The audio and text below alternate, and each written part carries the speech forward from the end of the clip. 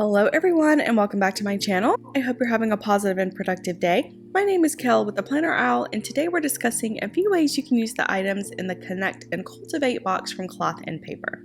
The theme for this box seems to be centered around an overall idea of purposefully planning, so I'd imagine that the products we received this month will be pretty well rounded, so excited to see what goodies they have in store for us.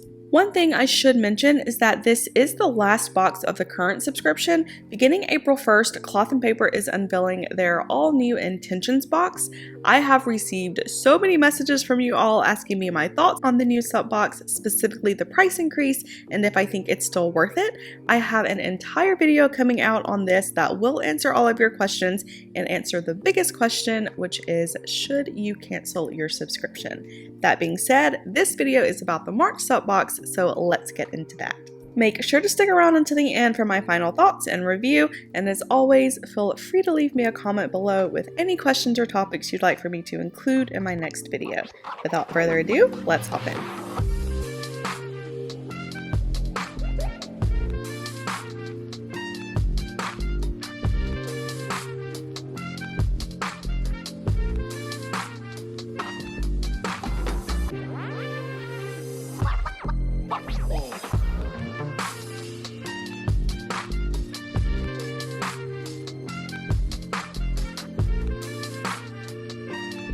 So starting with the vegan leather dust bag, this is in the same style of the January and February dust bags. This one is this really deep wine color with bits and bobs stitched on the front and then the Cloth and Paper logo on the back. You have your water resistant lining on the inside in the same color and then the drawstrings here to help contain what's inside. If you want to see some examples of how to use it, I'll link one of the previous videos here in the top corner, but April's box has an entirely new style of dust bag and it's super cute. I took a screenshot at one of the earlier happy hours several weeks ago. I believe that the style of dust bags will change monthly moving forward, which is great for those of us who were not a fan of the repetitive look of the past couple of months. And then opening up our information packet, we have the member access card, the what's inside card, and our May pop-up calendar. Next, we have the March monthly reflection card. They are including these in each box this month. For March, we have Connect and Cultivate in script text across the front of the mirror. And the question prompt is, who do you love and what are you doing about it? I also have a list of how I'm planning to use all of these in last month's video, but those that I'm not giving away as gifts, I plan on throwing in all of my bags and at my desk to use as a compact mirror. I see a lot of people using these as journaling cards, which is an excellent idea, especially in your wallet. You kind of have the best of both worlds when you're on the go, a decorative card with a nice message, and then a little mirror whenever you need it. The last item in this packet is this journaling card. It looks like we have two here actually. Okay, so first is this larger card. It says there is no right time at the top, and then at the bottom right corner you have the rest of the quote here, which says there is just time and what you choose to do with it. And then it's repeated again below that. This is one of my favorite quotes and really hits home for the procrastinators, or if you just need a good reminder to make the most of your time. This is printed on a very light gray textured cardstock. The texture on this card is very interesting. I don't know if you can see it on camera, but it has sort of a gripple finish. It kind of reminds me of a muted version of a popcorn ceiling, but it's a really nice card. It's a pretty standard size as well, so it should fit in most planner pockets. I love the simplicity and the quote, so you will definitely see this in my main agenda at some point this year. Then we have this tiny little card that honestly looks like it was made from leftover material from the larger card, so kudos to Cloth and Paper for being cognizant of waste. On this one, you have a quote by Nelson Mandela that states, "There is nothing like returning to a place that remains unchanged to find the ways in which you yourself have been altered." The first time that I read this quote, I immediately thought of home for me. I try and go home and see my parents as much as I can, and it's always such an interesting experience driving through places that you haven't seen in years and just feeling completely different. Not bad, just a vivid sense of growth and a connection of the pieces of the things that, made me who I am today. So I guess that in itself may be the deeper sort of meaning behind the Cultivate and Connect theme of the box that I'm just now realizing fully. But going back to this card, because this is so small, I may put this on my wall calendar or my whiteboard in my office. The size also makes it a good option for layering if you want to use it in conjunction with other journaling cards, or you could use it to cover up unwanted text on a part of your card or dashboard or any portion of your planner that you may not want to see. So moving on, we have one dashboard this month. This is the Logophile dashboard. A logophile is a person who has a love for words and print and text and so forth and so on. This is a beautiful dashboard. Everything about this is right up my alley, from the text to the colors to the subtle print, the style, the font. This dashboard is what I think of when I'm adding functional decor to my planners. This is a slightly textured cardstock with a very subtle grain to it. You have a pretty lengthy editorial here that seems to be written by cloth and paper. For the sake of time, I'm not going to read this, but I'll zoom in here in case you want to pause and read through it. But it's titled My Beloved Symphony of Words, and essentially is expressing the power and influence that words have and the potential to heal and to motivate and all the ways in which they play a significant role in our journey. I do have the older version of this dashboard. It just says a logophile with the definition underneath. I don't think that they offer this one anymore, but I've always loved the meaning. I think as a planner, most of us identify with these words, so having this in your agenda is a very fitting choice style-wise, and I think that it speaks to the overall nature and benefit of functional and intentional planning. Next, we have an insert set this month, and this includes teamwork planning, pen pal tracking, meaningful moments, and family tree inserts. So starting with the first here, the teamwork planning layout has your date field at the top, a section for the name, contact info, favorite and notes, and mutual projects. Below that, you have a larger dot grid section where you can jot down collaboration thoughts and ideas. You have 6 sheets front and back, so 12 spreads total. These remind me of so many project management style layouts. I like that this one is tailored for teaming and other collab projects. I also like the idea of using these for special projects or events that you might be a part of or need help putting together. This could also be a good spread if you're working on a group or volunteer project as well and need to keep track of your team's sort of overall plans. So like I said, you have 6 pages of those, and then you have 2 pages front and back of pen pal trackers. Here you have a column to list your contact info and a dot grid for ideas and things, and then on the right hand side you have a date received column and a date responded column. So the idea for these is to have a place for those new friendships, connections, or networking contacts that you've made. I do think that the idea behind this is interesting.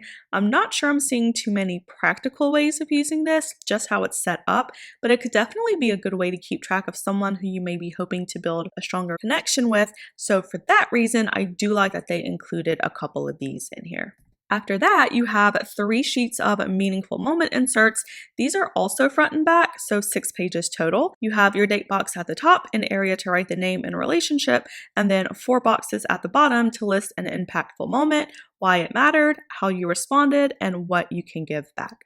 So these can be used in conjunction with the 2 pen pal trackers to sort of dig deeper into those relationships, or you can use these by themselves to help sort of dissect other relationships that you may be trying to nurture. I do like the structure of these. It makes listing things out a lot easier, so you can really see the detail of your responses in a format that I think is much easier to reflect on as opposed to writing it out long form. The last insert are a couple of family tree spreads. You have 4 pages total. The front is a blank grid, and then on the back side, you have this sort of arched grid style that's sort of rippling out here where you can list out your family tree. The next page is a blank dot grid layout titled Drawing Connections, where you can write down interesting facts or things that may pertain to you or your ancestry, or because it's blank, you can also use it for notes or bullet points or really anything else that you want. So you have 2 sets of those and then just a blank grid on the back. These are definitely another interesting choice. I personally have no use for these. I feel like they may work better for kids doing a family tree school project, or for those who are interested in sort of visually seeing their family tree and history and things. I don't really see a space for this in like an everyday professional planner, but for a special project or a planner focused on family memories and things like that, then I think this could be a good addition. The last thing here are just a couple of demo pages with some examples of how to use these sheets. I have roughly an 80-20 usage rate with inserts that we get each month, 80% being those that I use or plan on using, and 20% being those that I either repurpose or give away. For me, these fall in the 20% pool. I like the overall idea of these, but the set all together, it just doesn't feel all that cohesive. I think they're okay to use individually, but even so, I still think you would need to use these along with others to get the full benefit out of them. I do think that if you're going to pick one, the teamwork planning is by far the most versatile, so hopefully Cloth and Paper will include a full set of these on their site.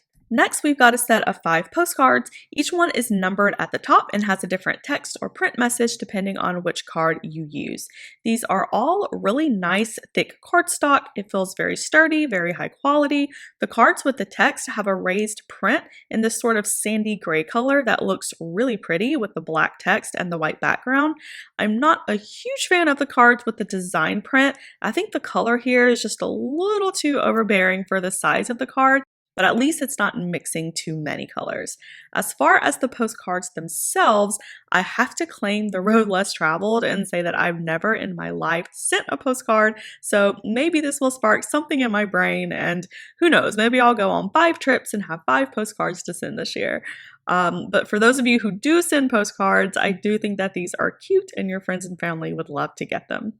If you're a homebody and you have no plans to send postcards, then the 2 cards with the design can double as background for journaling cards or other office decor, and the ones with the print you can put in little gift bags or with like sympathy cards or something. Maybe if you have a sick loved one, you can include the thinking of you one with flowers or something, or you can use them as just regular check-ins with your friends that may live closer by that you just don't see that often. I'm not sure what I'm going to use mine for, but for now I'm going to keep them in storage so they don't get damaged. The next item we have are a set of photo corners. They've included 4 sheets here with 20 stickers per sheet, so 80 total. 2 are transparent, 1 sheet is in the color Tuscany, and 1 is in the color Avant-Garde. So these are small adhesive slots that you can use to put photos, cards, prints, paper, stickers, or really anything else lightweight in.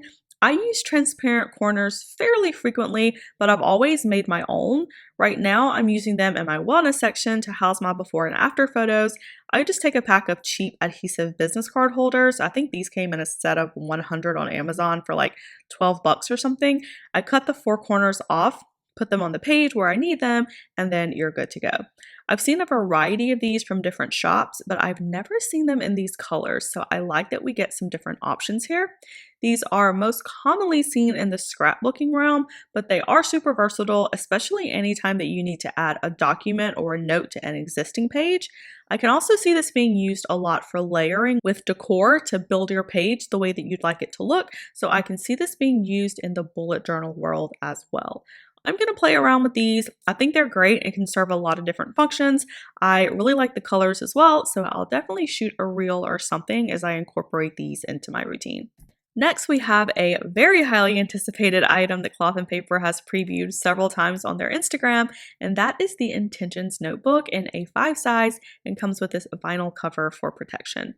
So first of all, this notebook is really beautiful. It reminds me of those coffee table books that say like designer names and things that I firmly believe and never get read and is strictly for decor, but this is a journal, so we're definitely using it. So the outside cover is a subtle textured off-white color with the word intentions printed in raised shiny text in that same sandy color that you saw on the postcards.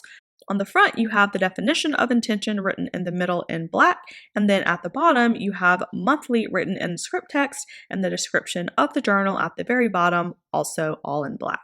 The back is very simple. You just have the Cloth and Paper logo in the center, and then on the spine, you have intentions and mental wellness, which is the overall theme of this journal.